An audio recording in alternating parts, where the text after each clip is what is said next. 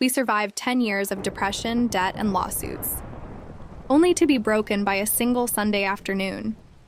They say love is about staying, but they never tell you what happens when staying turns into a 10-year marathon.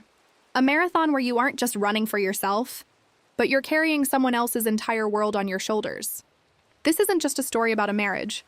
It's a story of two people lost in a storm and that one quiet Sunday afternoon where it felt impossible to breathe. For 10 years, my husband was more than a partner. He was a saint. Really. I remember the days when my world turned gray.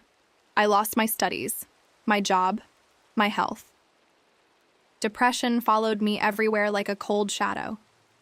In those dark years, he was the one who stayed strong. He worked until his hands were tired. He cooked meals I couldn't even eat. And he took care of our son with so much love. He watched me break 1,000 times, but he always picked up the pieces. But, well, nobody is strong forever. I mean, there is a price to pay for being the only person holding up a falling house. Eventually, the weight was just too much. He broke too. And now? Now we are just like two ghosts in a home full of debt and legal problems. We are living in a house that feels like it's falling apart. We live like roommates now. We just move around the house, tired and quiet. The romance is gone. All that is left is a deep, empty exhaustion. We opened our marriage, but not because we wanted to. It was a desperate way to deal with the fact that we weren't close anymore. It was just a way to breathe when life felt too heavy. We had one simple rule. The family comes first. Always. Our son, our bond, our struggle together. That was the center of our world. We share everything. Every password, every dark truth, and every bill we can't pay. There are no secrets here. Only a kind of tiredness that sleep cannot fix. But this week was different. I could feel the tiredness in my bones, you know? It wasn't just mental, it was physical. Our child was sick, and the house felt like it was closing in on us.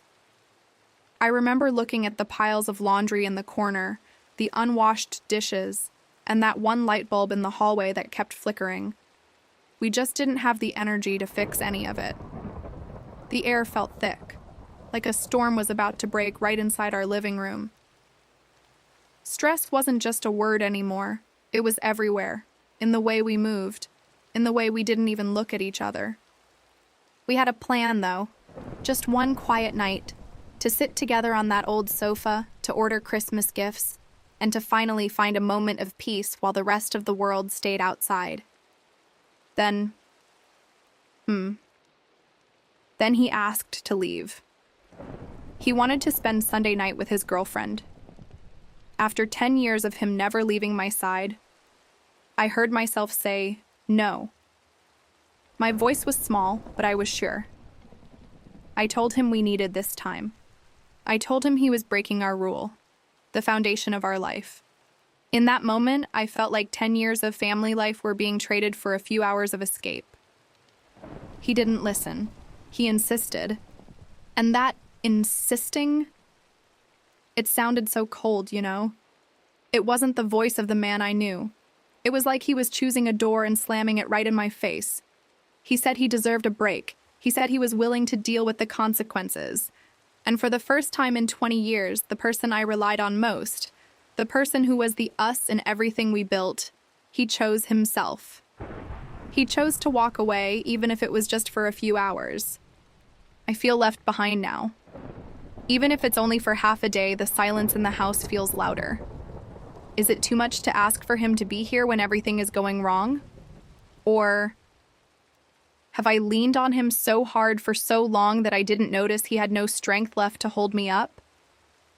Maybe the hardest part of a marriage isn't the big tragedies.